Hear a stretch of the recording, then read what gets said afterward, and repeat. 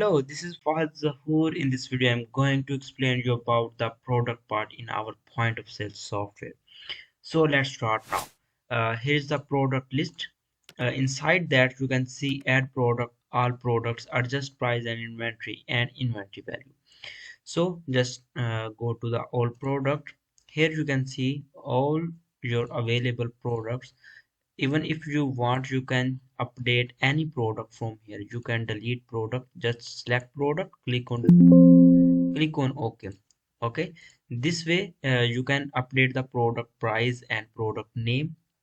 Also just select the product, like we want to update the sale price for this product whole chicken.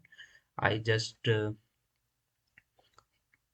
check this box, click on modify button, and after that here is the sale price. I can change from 21 to 30. And even if you want to update the product name, you can change the name from here and just click on update button. This way you can update